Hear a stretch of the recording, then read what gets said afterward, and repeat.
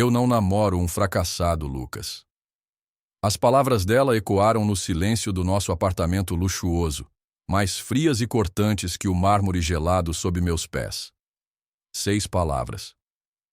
Foi tudo o que foi preciso para apagar 5 anos de história, de sacrifícios, de amor que eu, ingenuamente, acreditava ser recíproco. Eu tinha acabado de chegar em casa. Eram quase 10 da noite de uma sexta-feira, e o peso de uma semana infernal estava sobre meus ombros. Eu era, ou melhor, tinha sido, arquiteto sênior de software na Innovatech Solutions, uma das maiores empresas de tecnologia do país. A pressão era esmagadora, as horas intermináveis, mas o salário? O salário era o que mantinha o castelo de cartas da minha vida com Júlia de pé. Ela estava sentada no sofá de couro branco que eu comprei no ano passado, com as pernas cruzadas, folheando uma revista de moda. Nem levantou o olhar quando entrei. Oi, amor. Dia difícil, eu disse, afrouxando a gravata. Eu soube, ela respondeu, a voz desprovida de qualquer emoção. Ela finalmente fechou a revista e me encarou. Seus olhos, que antes me olhavam com adoração, agora eram 2 lascas de gelo. A Bianca me ligou. O marido dela trabalha no seu departamento. Ela disse que você foi demitido. Eu respirei fundo, esperando um abraço, uma palavra de conforto. Nós vamos superar isso juntos. Eu esperava a mulher que eu amava. Em vez disso, encontrei uma estranha. Sim, admiti, a exaustão tornando minha voz rouca. Houve uma reestruturação. Cortaram toda a minha divisão. Fui pego de surpresa. Ela se levantou. Não para vir até mim, mas para caminhar em direção ao nosso quarto. Eu não posso fazer isso, Lucas, ela disse de costas para mim. Fazer o quê? Perguntei, a confusão começando a perfurar a névoa do meu cansaço. Ela se virou e seu rosto estava contorcido em uma máscara de desprezo. Isso, essa vida de incerteza. Eu me esforcei demais para chegar até aqui. Eu não vou voltar para o nada. Voltar para o nada? Júlia, do que você está falando? É só um emprego. Eu arranjo outro. Tenho economias. Nós... Ela cuspiu a palavra como se fosse veneno. Não existe nós, Lucas. Não mais. Ela abriu o closet, nosso closet, e começou a puxar cabides. As bolsas de grife, os vestidos de seda, os sapatos que custavam mais que o meu primeiro carro. Todas as coisas que eu trabalhei até a exaustão para comprar para ela. Eu construí uma vida, uma imagem. Meus amigos, meu círculo social. Você acha que eu posso aparecer com um desempregado? A palavra me atingiu como um soco no estômago. Desempregado. Ela disse com o mesmo nojo que alguém diria leproso. Eu olhei ao redor do apartamento de 200 metros quadrados no Itaim Bibi, para os móveis de design, para a vista panorâmica da cidade de São Paulo, e percebi que nada daquilo era nosso. Era meu. E eu tinha comprado tudo para ela. Então é isso? Minha voz era um sussurro. 5 anos. E tudo se resume ao meu contra-cheque? Ela parou de arrumar sua mala Louis Vuitton e me deu um sorriso condescendente. Não seja tão dramático, Lucas. Seja realista. Você era um bom provedor. Mas agora, você não é nada. Você é um fracasso. E então, ela proferiu a sentença final, as palavras que ficariam gravadas na minha alma. Eu não namoro um fracassado, Lucas. Ela fechou a mala, passou por mim sem um segundo olhar e parou na porta. Vou mandar buscar o resto das minhas coisas na semana que vem. Deixe a chave com o porteiro. E com isso, ela se foi. A porta se fechou com um clique suave, um som absurdamente pequeno para o cataclismo que acabara de destruir meu mundo. Fiquei ali, no meio da sala de estar que de repente parecia vasta e vazia, o eco de suas palavras me assombrando. Fracassado. Naquele momento, no meio da dor e do choque, uma parte de mim acreditou nela. Mas ela não sabia da missa à metade. Ela não sabia de nada. Para entender a profundidade da traição de Júlia, é preciso entender a vida que construí para nós. Conhecemos-nos na faculdade, mas só começamos a namorar anos depois. Eu era um jovem programador ambicioso e ela, uma estagiária de marketing com sonhos grandiosos. No início, éramos uma equipe. Vivíamos em um apartamento pequeno, dividíamos as contas, sonhávamos juntos. O amor parecia real, palpável. Mas à medida que minha carreira decolava na Inovatech Solutions, algo mudou. O dinheiro começou a fluir, e com ele, as expectativas de Júlia. O pequeno apartamento deu lugar a uma cobertura. As roupas de fast fashion foram substituídas por grifes internacionais. As férias na praia local se transformaram em viagens para a Europa. E eu, cego de amor, estava mais do que feliz em proporcionar tudo isso. Eu via o sorriso dela e acreditava que estava construindo nossa felicidade. Eu trabalhava de 70 a 80 horas por semana. Perdi aniversários de amigos, feriados em família, noites de sono. Cada linha de código que eu escrevia, cada projeto que eu liderava, era um tijolo no castelo que ela desejava. Eu me lembro vividamente de uma vez em que tínhamos planejado nossa primeira grande viagem juntos, para a Tailândia.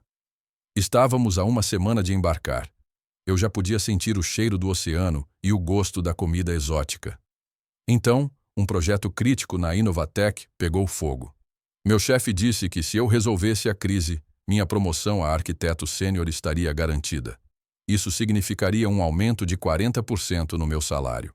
Quando contei a Júlia que talvez precisássemos adiar, ela chorou. Não de tristeza pela viagem perdida, mas de raiva. Mas Lucas, eu já contei a todas as minhas amigas. Já comprei todos os meus looks de praia. Você não pode fazer isso comigo. A palavra-chave era comigo. Na cabeça dela, meu sacrifício não era para nós. Era um inconveniente para ela. Acabei cancelando a viagem. Passei as 2 semanas seguintes dormindo no escritório, sobrevivendo de café e pizza fria. Resolvi a crise. Consegui a promoção. E com o primeiro bônus, dei a entrada na casa dos sonhos que ela havia encontrado. Uma mansão no Morumbi que nem precisávamos. A viagem para a Tailândia nunca aconteceu. Ela tinha um projeto, como gostava de chamar, um blog de estilo de vida. Na realidade, era uma desculpa para comprar roupas caras, ir a restaurantes da moda e documentar uma vida de lazer que eu financiava. É para a minha marca, amor, ela dizia. Preciso de conteúdo. O conteúdo custava, em média, R$ 10.000 por mês. Eu nunca questionei. Eu pagava. Certa vez, ela chegou em casa em pânico. O cartão de crédito dela havia sido recusado. Acontece que ela tinha acumulado uma dívida de R$ 30.000 em compras que esqueceu de me contar. Seus pais, pessoas de classe média que se orgulhavam de sua frugalidade, a teriam matado. Sem dizer uma palavra, transferi o dinheiro da minha conta de investimento e quitei a dívida. Quando mostrei o extrato zerado, ela me deu um beijo rápido e disse: "Você é o melhor. Agora posso comprar aquele par de sapatos que vi na vitrine?"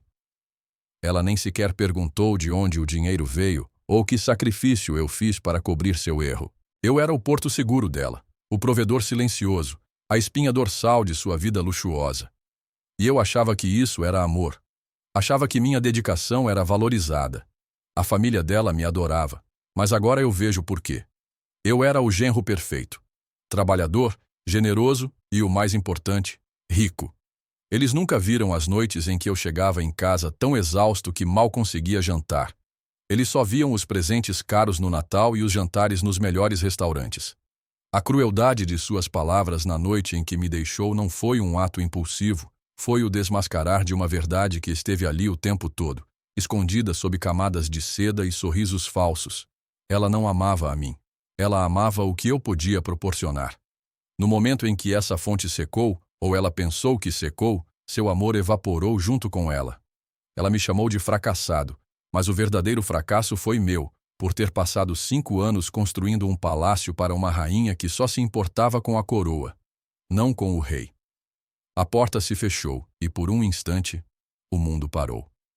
O choque inicial deu lugar a uma dor aguda, física, como se uma parte de mim tivesse sido arrancada. Eu me arrastei até o sofá e desabei, o silêncio daquele apartamento enorme me engolindo. Passei o que pareceram horas ali, repassando suas palavras na minha cabeça. Fracassado. Você não é nada. Eu não namoro um fracassado. Mas então, em meio à dor, algo mais começou a surgir. Uma pequena brasa de raiva. E com a raiva veio a clareza. A verdade é que eu não fui demitido. Ninguém na Inovatech Solutions me demitiria. Eu era bom demais no que fazia. A verdade era muito, muito mais doce. Nos últimos 2 anos, nas poucas horas vagas que eu tinha entre as 3 e as 5 da manhã, eu vinha trabalhando em um projeto paralelo.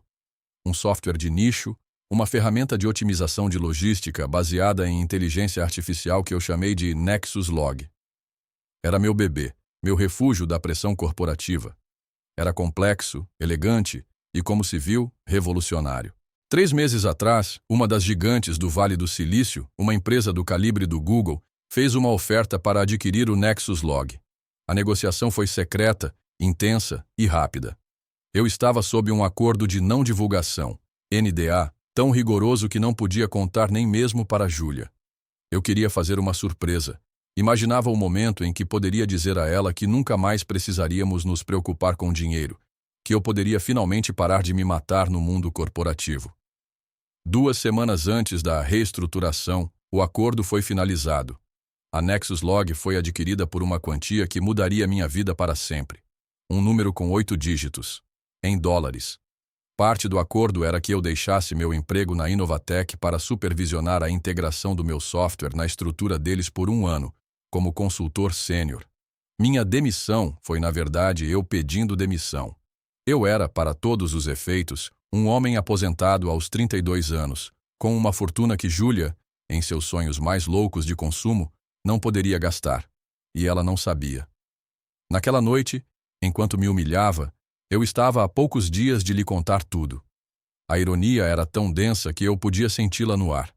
O teste final do nosso relacionamento, e ela falhou de forma espetacular. Ali, no sofá, o choque e a dor começaram a se transformar. A brasa da raiva se tornou uma chama fria e controlada. O basta ecoou na minha mente. Basta de sacrifícios não reconhecidos. Basta de ser um caixa eletrônico ambulante. Basta de mendigar por um amor que era condicional ao meu saldo bancário.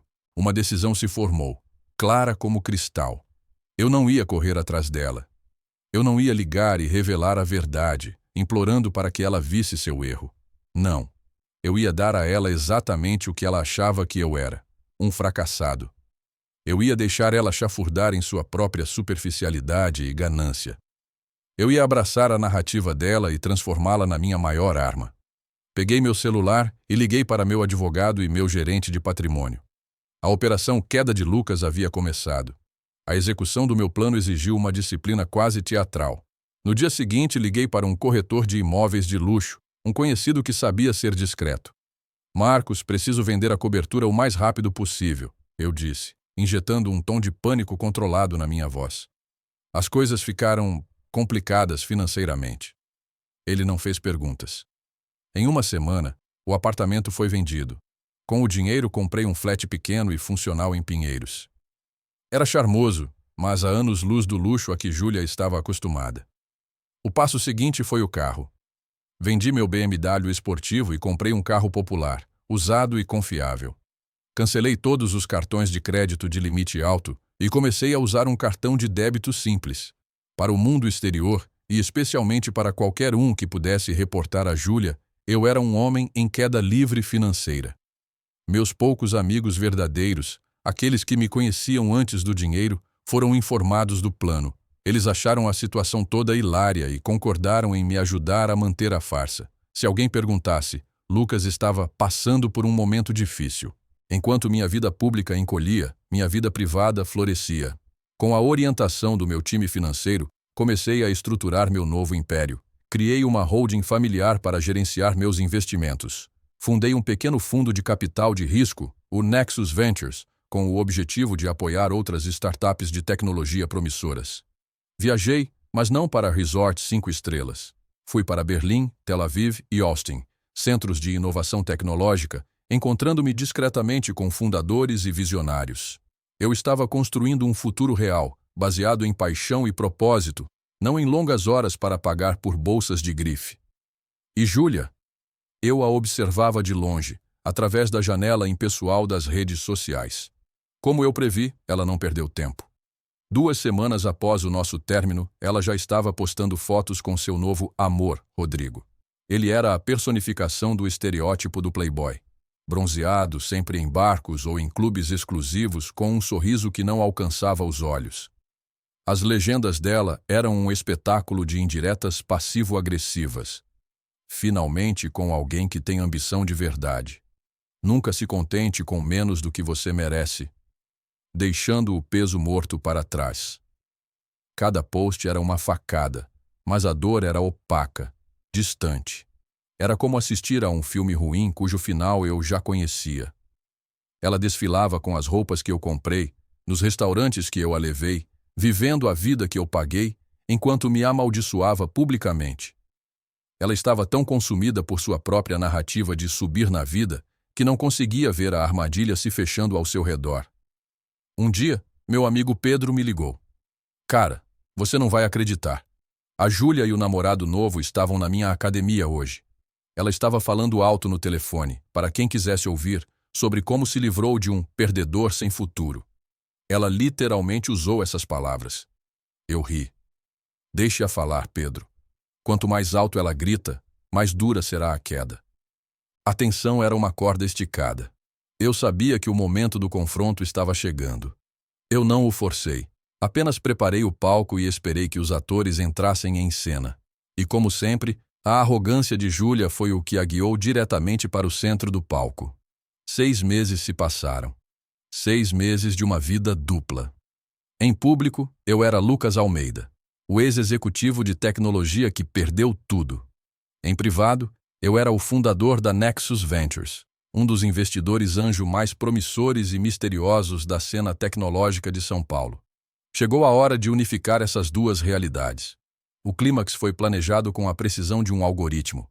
Eu estava organizando a festa de lançamento oficial da Nexus Ventures. O local? A cobertura do edifício Itália, um dos endereços mais icônicos e exclusivos de São Paulo, com uma vista de 360 graus da cidade que gritava poder e sucesso.